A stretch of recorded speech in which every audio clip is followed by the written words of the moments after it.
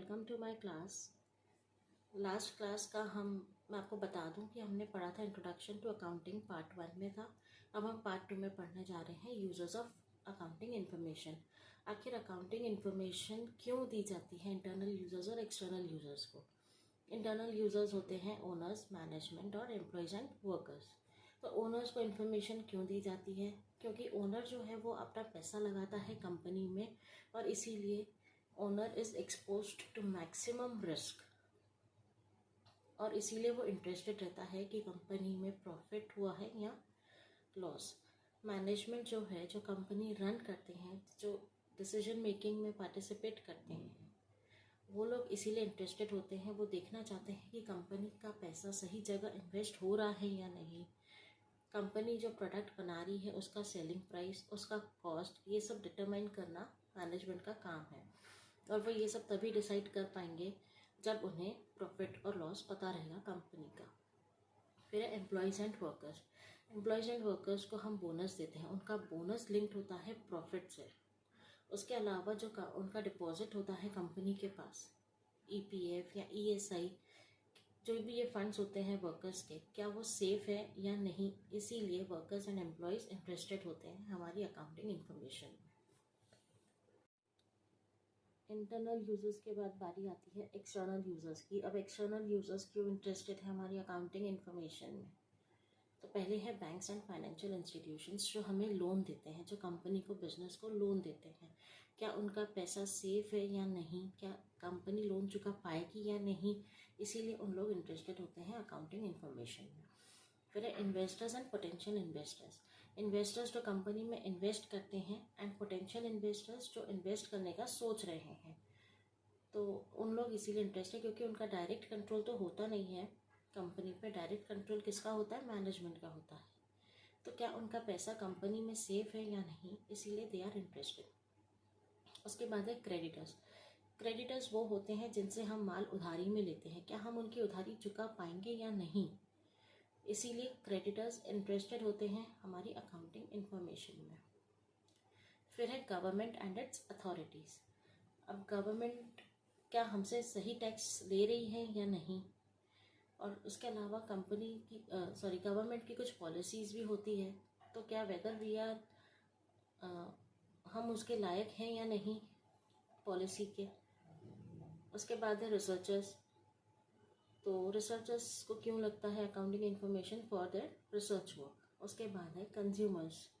Consumers वो होते हैं, जैसे सपोज टाटा कंपनी है, टाटा टी भी बनाती है, टाटा नमक भी बनाती है, तो आप अगर वो लेते हैं तो आप उसके टाटा के कंज्यूमर्स हैं।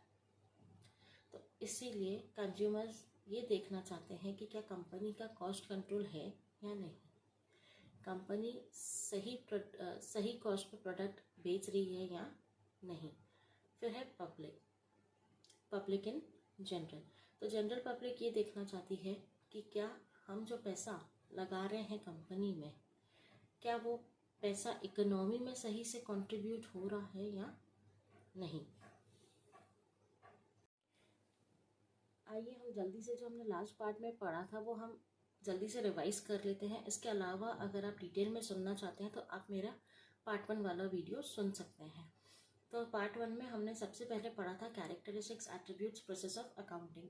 कैरेक्टरिस्टिक्स में ये था, मैंने फॉर्मूला से आपको पढ़ाया था, आई एम रणछोड़ दास छांचर, शिमला आया चतुर, जिसमें था आइडेंटिफिकेशन, हमने अकाउंट्स आइडेंटिफाई किया whether it is related to business. फिर उसमें था मेजरिंग द आइडेंटिफाइड ट्रांजैक्शंस। इसका मतलब ये था कि क्या जो बिजनेस से रिलेटेड ट्रांजैक्शन है क्या वो मेजरेबल भी है इन मॉनिटरी टर्म्स। उसके बाद था रिकॉर्डिंग, जो हम जर्नल में किए थे, classification, ledger, summarising, trial balance, profit and loss, balance sheet. फिर था एनालिसिस एंड इंटरप्रिटेशन, एंड जो रिजल्ट था एनालिसिस का वो हमने कम्युनिकेट किया था यूजर्स को। यूजर्स में थे internal users and external users. फिर हमने इसको एग्जाम्पल भी लिया था, एक बुक प्रिंटिंग का ओनर था राम, ये सब हमने एग्जाम्पल लिया था, आप डिटेल में पढ़ सकते हैं पार्ट 1 में।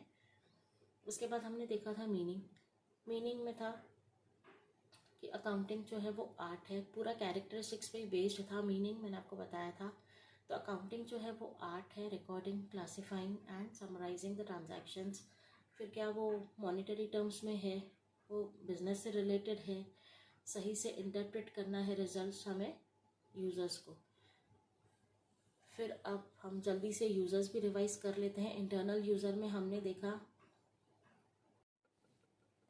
ये आपके सामने चार्ट है यूज़र्स का। तो इंटरनल यूज़र्स में हमने देखा था owners, management, employees and workers. इसकी डिटेल मैंने आपको ऑलरेडी समझा दी है। एक्सटर्नल यूज़र्स में था banks and financial institutions, investors and potential investors, creditors, government and it's authorities, researchers, consumers, public in general. तो अब इनके लिए अकाउंटिंग इन्फॉर्मेशन क्यों ज़रूरी है ये मैंने आपको ऑलरेडी समझा दिया है। तो अब मिलते हैं नेक्स्ट पार्ट में। मैं आपको थोड़ा थोड़ा इसीलिए पढ़ा रही हूँ ताकि आप एक क्लास में इतना ही देख पाओ एंड इतना ही आप अच्छे से कर लो। एटलीस्ट जितना आप पढ़ो आप अच्छे से करेंगे। Thank you. मिलते हैं नेक्स्ट पार्ट में। बाय।